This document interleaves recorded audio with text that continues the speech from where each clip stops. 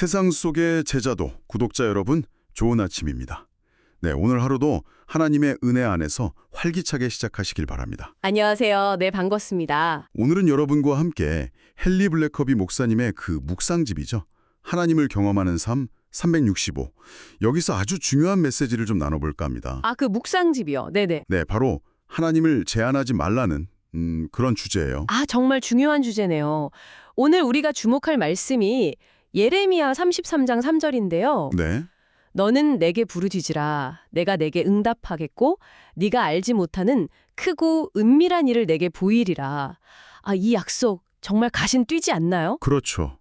크고 은밀한 일이라니. 하나님은 정말 우리 상상 이상의 것을 보여주길 원하시는 것 같아요. 맞아요. 근데 우리는 정작 잘 모르는 거죠. 네.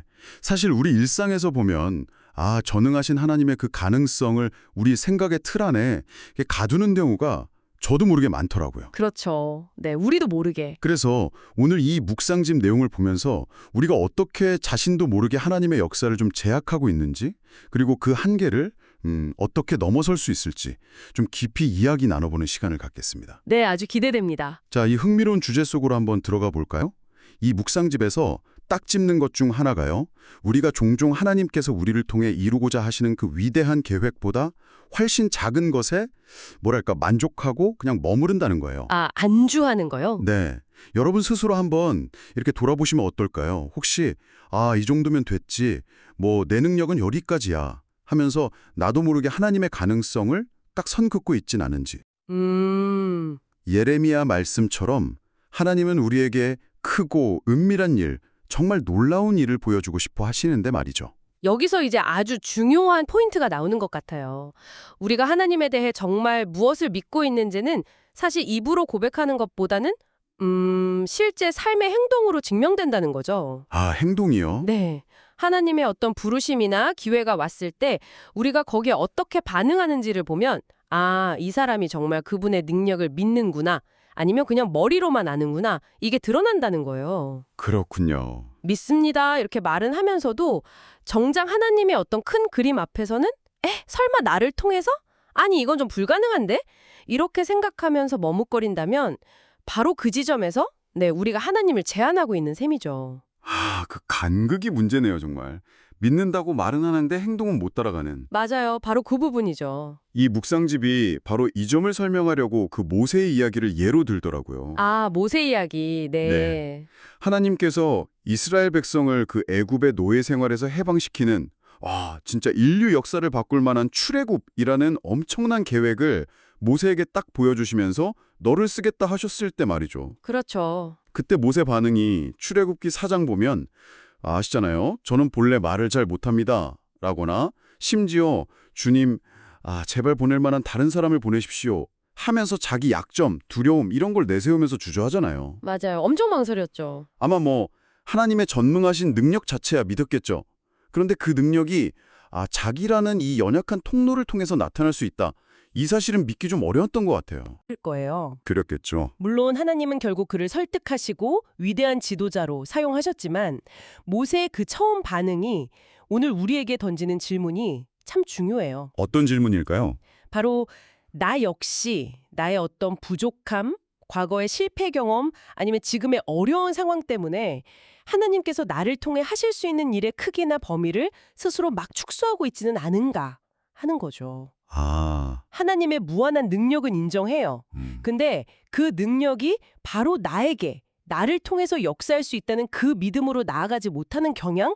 이게 우리 안에 생각보다 깊이 있을 수 있다는 겁니다. 듣고 보니까 정말 우리 안에도 그런 모세의 모습이 있을 수 있겠다 이런 생각이 확 드네요. 네, 충분히요. 그래서 이 묵상집이 우리에게 아주 강력하게 도전하는 것 같아요.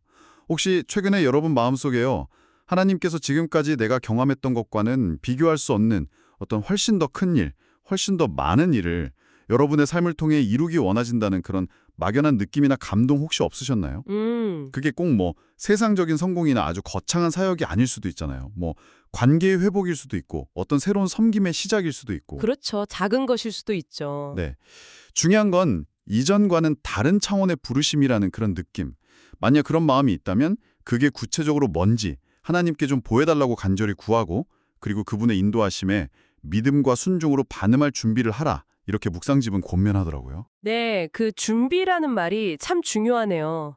어쩌면 그 준비의 첫 단계는 아까 그 예레미야 말씀처럼 하나님께 그냥 부르짖으면서 그 크고 은밀한 일이 대체 뭔지 여쭤보는 것? 그 자체일 수도 있어요. 아, 물어보는 것부터 시작이군요. 네. 그리고 하나님의 응답이 이렇게 느껴질 때 아주 작은 것이라도 그냥 즉시 순종해보는 용기, 이게 필요한 거죠. 용기. 네. 거창한 계획 전체를 다 이해하지 못해도 괜찮아요. 그냥 바로 앞에 있는 한 걸음을 믿음으로 딱 내딛는 것. 그것이 하나님을 제한하지 않는 삶의 시작이라고 생각합니다. 우리의 생각이나 경험, 두려움이 하나님의 역사를 가로막는 벽이 되게 해서는 안 되는 거죠. 네, 맞습니다. 우리의 한계가 하나님의 한계가 아니다. 이걸 기억하는 게 정말 중요하겠네요. 그럼요. 오늘 묵상 내용을 좀 정리해보면 결국 하나님은 우리를 통해서 우리가 상상하는 것 이상으로 일하기 원하시고 우리가 그분을 제한하지 않으면 크고 은밀한 일을 보여주실 준비가 되어 있다는 것. 네, 늘 준비되어 있으시죠. 그리고 중요한 건 우리의 믿음이 꼭 행동으로 이어져야 한다는 점. 그리고 모세처럼 자신의 연약함에 갇히지 않고 하나님의 부르심에 응답하는 용기가 필요하다는 점. 이거겠죠? 그렇습니다. 하나님은 우리의 그 연약함까지도 사용하셔서 당신의 위대하심을 드러내시는 분이니까요.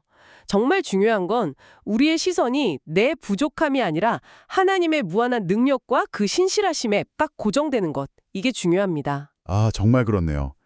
자, 그럼 오늘 하루 잠시 시간을 내셔서 하나님께서 여러분 각자의 삶을 통해 이루기 원하시는 그 크고 은밀한 일이 무엇일지 한번 진지하게 묵상해 보시면 어떨까요? 네, 좋은 도전입니다. 그리고 그 부르심을 향해서 나아갈 수 있는 아주 작은 믿음의 첫걸음, 오늘의 순종은 무엇일지 한번 발견하고 실천해보는 그런 복된 하루가 되시기를 바랍니다. 그 작은 순종이 여러분을 정말 놀라운 하나님의 계획 속으로 인도하는 문이 될 거라고 믿습니다. 네, 오늘 저희가 나눈 이야기가 여러분의 믿음의 여정에 조금이나마 힘과 새로운 영감을 더했기를 소망합니다. 세상 속의 제자도, 구독자 여러분, 오늘도 주님 안에서 승리하는 하루 보내세요. 네, 복된 하루 보내십시오.